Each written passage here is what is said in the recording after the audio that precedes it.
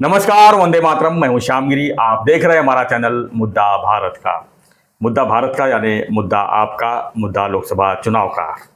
या लोकसभा चुनाव जुड़ी हम खबरों का ही इस समय जिक्र कर रहे हैं, उसी को चर्चा कर रहे हैं। और आज का हमारा विषय है उद्धव ठाकरे जी। फ्रेंड्स, इस समय जो है महाराष्ट्र में अगर राजनीति की बात करें तो कांग्रेस के पास इस समय काफ़ी मुस्लिमों का बगावत चल रहा है, यानी कि उनको जो है काफ़ी विरोध का सामना करना पड़ रहा है। नसीम खान, जिन्होंने जो है प्रचार करने से भी मना कर दिया है, उन्होंने कहा कि आपको मुस्लिम वोट चाहिए लेकिन मुस्लिम कैंडिडेट नहीं चाहिए। एक भी नहीं दिया है। तो इससे लोग उनकी नाराज़गी बढ़ गई है और उसकी वजह से जो है मुस्लिमों में नाराज़गी बढ़ गई है। लेकिन मुस्लिम खुश हैं। क्यों? क्योंकि वहाँ पर उनको एक नया जो है मियाँ मिल गया है। जी हाँ, उद्धव ठाकरे मियाँ। इसी पर हम चर्चा करेंगे कि आखिर में उद्धव जी का जो है धर्मांध क्या कह रहा है, किस तरफ जा रहा है, क्योंकि इसको लेकर काफ़ी जो है चर्चा चल रही है इस समय।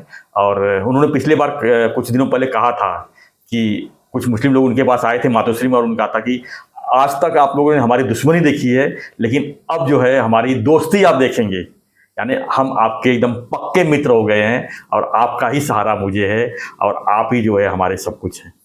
सर, इस पर क्या कहेंगे सर? उद्धव जी की जो इस तरह से अचानक से जो इस तरह हुआ है 2019 के बाद जो है स्थिति काफ़ी उनकी बदल गई है, उनके जो विचार बदल गए हैं। इसको लेकर जो है राजनीति काफ़ी महाराष्ट्र में चर्चा का विषय बना हुआ है। तो इस लोकसभा चुनाव में क्या लगता है आपको कि मुस्लिम वोट बैंक उनका ही, जैसे समाजवादी पार्टी मुलायम सिंह जी की थी, सपा समाजवादी पार्टी, क्या वही स्थिति में क्या ओवैसी की राह पे चल रहे हैं उद्धव जी? हाँ सर, कैसे है ना जी कि मैं अभी जो बोलूंगा जी वो मैं नहीं बोलूंगा, वो संजय राउत बोलेगा। हो, अगर संजय राउत एकनाथ जी शिंदे के साथ होता, लोगों ध्यान से सुनिए, गैर समझ मत कर लेना, क्योंकि लोग बोलेंगे अरे आपने ऐसा कैसे बोला, ऐसा कैसे बोला। तो ये मैं नहीं बोल रहा हूँ, ये संजय राउत बोलता था। अगर वो एकनाथ शिंदे जी के साथ था, उनका प्रवक्ता अगर वो होता, और उद्धव ठाकरे ने ये जो आपने बताया उनको कि आज तक आपने हमारी दुश्मनी देखी है, अब दोस्ती देखो, ये अगर बोला होता उद्धव ठाकरे ने ये पॉलिटिकल सिचुएशन में, और संजय राउत शिंदे साहब के साथ होता, जो आगे चल के बीजेपी के अब या आने वाला है इनके साथ, मगर अभी नहीं है, टाइम है, तो अगर होता तो वो बोलता कि मैं तो उद्धव जी को सलाह दूंगा कि अगर मुसलमान समाज में उनकी लोकप्रियता को और बढ़ाना है, ये कौन बोल रहा है? मैं अनिल सत्य नहीं बोल रहा हूँ, संजय राउत बोल रहा है, और बढ़ाना है और मुसलमानों को लगे कि भाई ये सच्चा हमारा नेता है, तो मैं एज ए संजय राउत, उनका पुराना मित्र, उनको सलाह दूंगा कि आप सुनता भी कर लो। ये संजय राउत बोलेगा और बोलेगा पक्का ऐसा ही बोलेगा कि अभी सुनता भी कर लो, ताकि उनको लगे कि यस, ये हमारा ही सच्चा है, दोस्त भी है और नेता भी है, और हमारे लिए देखो इसने यहां तक त्याग किया, इससे और क्या त्याग हो सकता है उनके लिए। सर कैसे है ना जी कि ये बहुत विटंबना लगती है। मैं अभी 75 साल की उम्र में हूं और पूरा इतिहास शिवसेना का मेरे सामने है। सर 92 में जो दंगे हुए जी, उस दंगों के समय मेरी पत्रकारिता भी जवान थी और मैं एकदम ऑन द फील्ड ज्यादा करता था। सर उस समय मैंने देखा है 92 के दंगों में कि शिव सैनिकों ने भिंडी बाजार में घुस के, मोहम्मद अली रोड पे घुस के सर काटे हैं मुसलमानों के। कितने मुसलमान मारे सर? सरकार ने कभी आंकड़ा जाहिर नहीं किया। जोगेश्वरी में घर जला दिए अंदर। सर घर जब छोड़ो, कम से कम 200 मुसलमानों को मारा उस समय। मारा मतलब ठार मारा, कत्ल किया। और इसके बारे में बाला साहब को बहुत अभिमान था।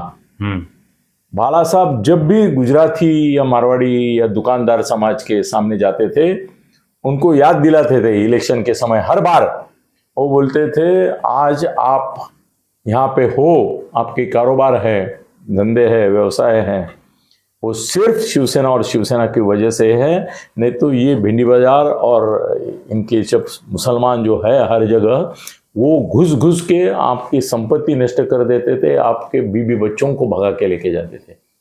वो तो हमारे शिवसैनिक थे, मर्द शिवसैनिक, जिन्होंने कत्ल की। सर ऊपर नहीं बोलते थे, बाला साहब थे, वो कत्ल की, इतने मुसलमान मारे कि मुसलमानों की हिम्मत हार गए और फिर वो दंगा बंद हुआ। तो ऐसे बोलने वाले बाला साहब के चिरंजीव आज उसी मुस्लिम समाज का नेतृत्व कर रहे हैं। ये इससे वो कांग्रेस के साथ गए, ये गए, वो विटंबना नहीं है, वो मुसलमानों के नेता बने, ये सबसे बड़ी विटंबना है। जो आदमी हिंदुत्व का बात करता था, हिंदुत्व की पताका लेके चलता था, हिंदुत्व का नारा लगाता था, गर्व से कहो हम हिंदू है, ऐसा बाबरी मस्जिद गिरने पर जो बना।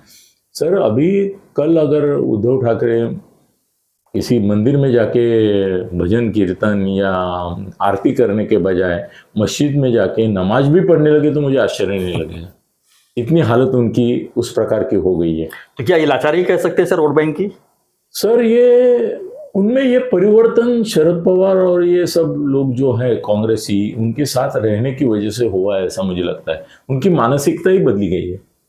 वो अभी कैसे है ना, क्या शरद पवार का जो हिंदू मुस्लिम नाता है ना, वो चालू नाता है। वो क्या है, समय पे उनका दोस्त बनता है, रंग बदलते हैं। कांग्रेस का ऐसा है कि राहुल है, राहुल भी राहुल मियाँ है, उसके दिमाग में भी रात दिन यही चलता है कि मैं मुसलमानों के लिए क्या करूं क्या करूं क्या करूं। अभी उसका जो सैम पित्रोदा है, उसने बोला कि जब भी कोई बाप मरेगा या उनकी पैतृक प्रॉपर्टी का ये होगा तो 55% उसमें से निकाल के सरकार ताबे में लेके वो जिनको 14-15 बच्चे या मुसलमान है, अल्पसंख्यक बोला, उनको बांट देगी। तो उसके ऊपर उद्धव ठाकरे के मुंह से शब्द तक निकला है। उसने सैम पित्रोदा का निषेध करना चाहिए था, वो किया नहीं किया।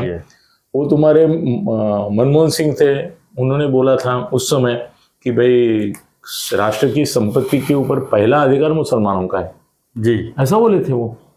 उसी कांग्रेस को अभी ये दिए। सर कल एकनाथ जी शिंदे जो मुख्यमंत्री है, उन्होंने अच्छा उनके ऊपर व्यंग कसा है। वो बोले जिंदगी इनके पिताजी की कांग्रेस के खिलाफ ये करने में गई, और वर्षा गायकवाड़ को कल ये निर्लज्जता से बाजू में खड़े करके बोलते हैं मेरा वोट वर्षा को ही जाएगा, ऐसा बोले। बोले और देना ही पड़ेगा, देना ही पड़ेगा ना, उनके एरिया से। जिंदगी तुम्हारी गई कांग्रेस के खिलाफ बोले, बातें करते करते। बाला साहब ने बोला एक बार मैं तो शिवसेना खत्म कर दूंगा, विसर्जित कर दूंगा, दुकान बंद कर लूंगा, हाँ, मगर कांग्रेस के साथ नहीं कभी जाऊंगा। तुम बोल रहे हो वर्षा गायकवाड़ को कि तुमको ही मुझे वोट देना है, इतना गलत बात है।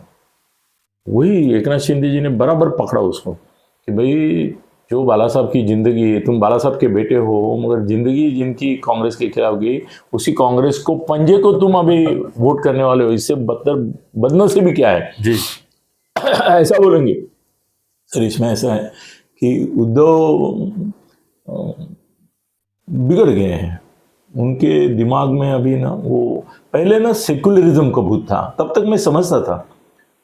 कई बार मेरी चर्चा होती थी तो मैं लोगों को बोलता ठीक है ना, अभी उनको कांग्रेस के साथ जाना है, राष्ट्रवादी के साथ जाना है, तो उनको मैं सेक्युलर हूँ ये बताना जरूरी है।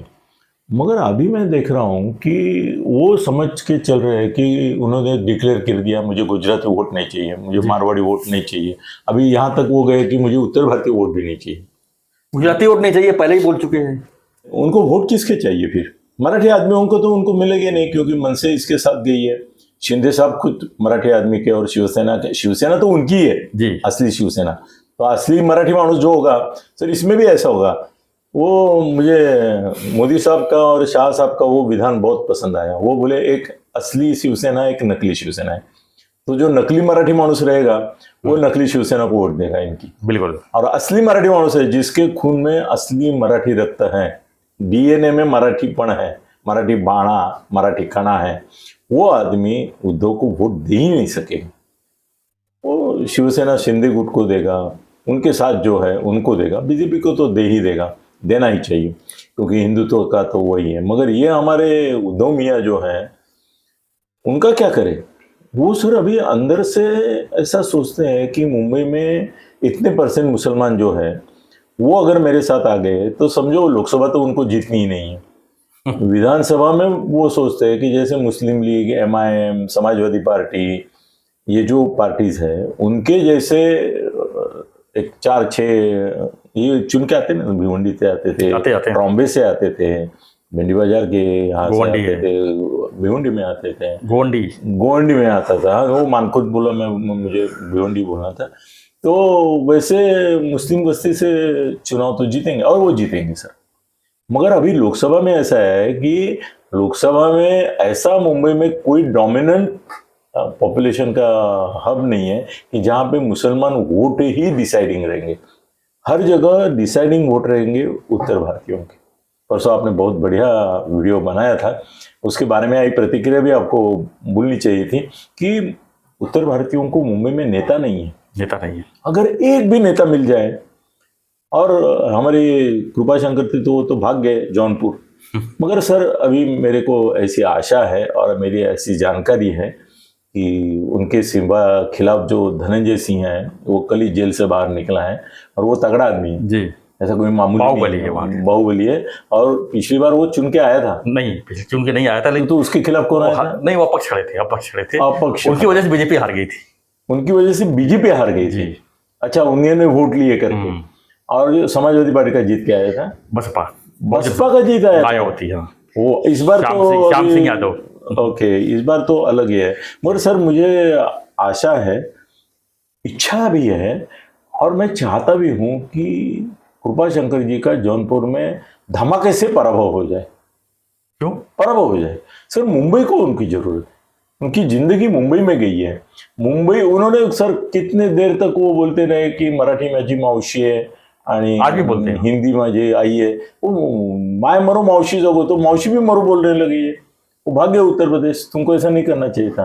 तुमको मुंबई से लोकसभा नहीं तो कम से कम अब ये संजय निरुपम जो जगह मांग रहा है वो कृपा शंकर मांग सकते थे। हाँ। और उनको बीजेपी की तरफ से मिलती भी थी, मिलती थी, बिल्कुल मिलती थी सर।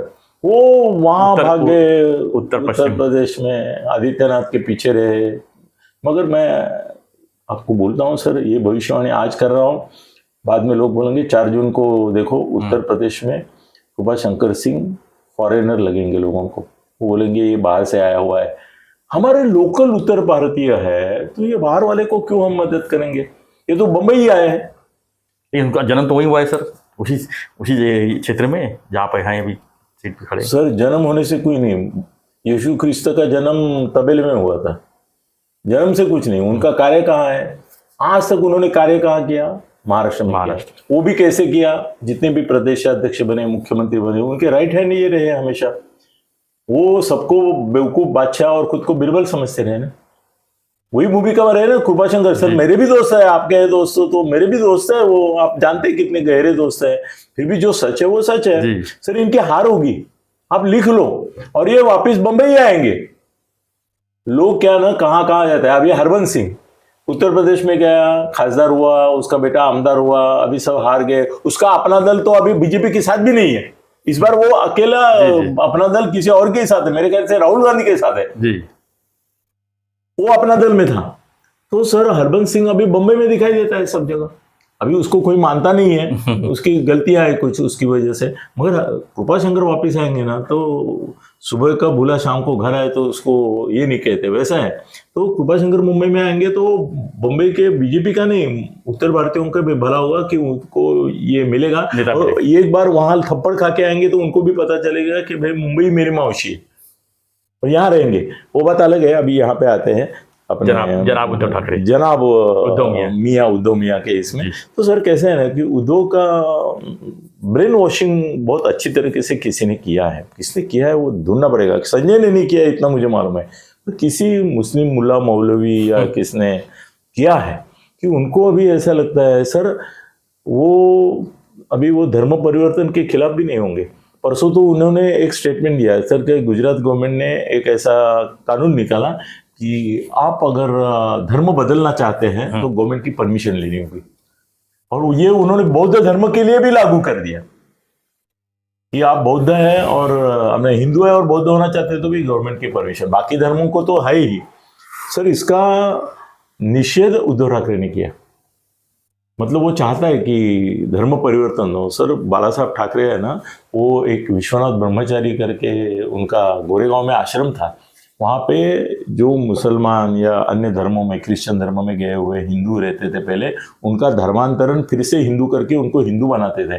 बाला साहब ठाकरे उनके प्रमुख आश्रयदाता थे। और ये अपना देखो मियाँ, ये तो धर्मांतरण के पक्ष में जा रहा है। कल अगर लव जिहाद जो चलता है उसके खिलाफ बीजेपी ने मुहिम छेड़ी है और वो नीतीश राणे के नेतृत्व में चलती है। सर मेरे को उल्टा दिखता है कि ये ऐसा लव जिहाद का ये चलाएगा कि भाई ज़्यादा से ज़्यादा हिंदू लड़कियों से आप शादी करके समाज में सेक्युलरिज्म लाओ, ऐसा भी बोल सकता है।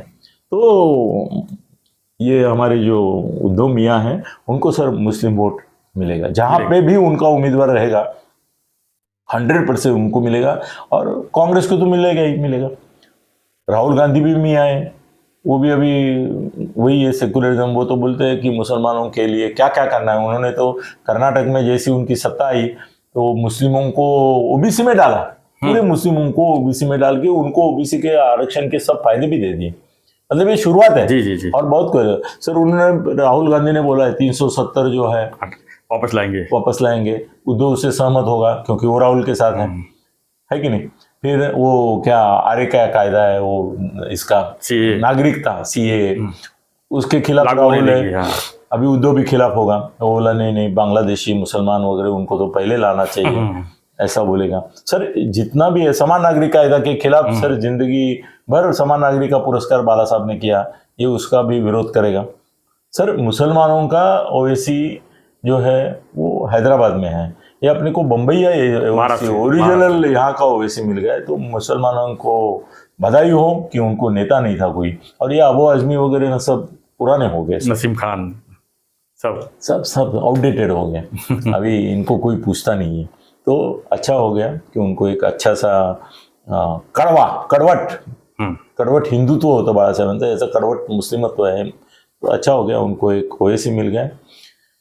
मुस्लिम वोट तो उनके साथ जाने वाले ही थे, उसको कुछ नहीं आप कर सकते। अच्छा है मुस्लिम वोट उनके पास जाए, बाकी सब जो है वो जाए। और सब मुंबई में मुसलमानों की ताकत कितनी है, वो उद्धव को कितने वोट मिलते हैं उसके ऊपर सिद्ध होगी, और वो भी कम नहीं होगी। धन्यवाद सर। धन्यवाद सर। तो आपका क्या प्रतिक्रिया है इस पर, हमें कमेंट बॉक्स में लिखिए कि आखिर में उद्धव जी का जो इस तरह का रवैया है क्या कहलाता है, क्या उनकी राजनीति की या कोई ये लाचारी है, क्या है। हमें कमेंट बॉक्स लिखिए और बने रहिए ऐसी खबरों के लिए, विश्लेषण के लिए। और लोकसभा जुड़ी हम खबरें, हर खबरें जो है आप तक लाने का हम पूरी कोशिश करेंगे। और इसके लिए आपको चैनल को सब्सक्राइब करना होगा, लाइक शेयर तो करते ही हैं। और अनिल गगन विदित सत्य मेरा चैनल अभी चालू किया है अच्छी तरह से, वो भी सब्सक्राइब। मराठी में अगर देखना है आप तो अनिल गगन बेदी सत्य ये आप डालेंगे तो आपको मिल जाएगा। तो बने रहिए, देखते रहिए चैनल मुद्दा भारत का। धन्यवाद। जय हिंद, जय महाराष्ट्र, जय श्री राम। आज मैं ये सर जानबूझकर ये पहन के बैठा हूँ, भाजपा का ये है। नहीं, मैं तो पहले सोचा कि आप उद्धव जी के यहाँ से बिल के आ रहे हो क्या। नहीं, ये है ना, ये मोदी जी का है। लेकिन देखा तो आप सर पे टोपी नहीं है तो मैं समझ गया नहीं, मोदी जी का है ये। धन्यवाद।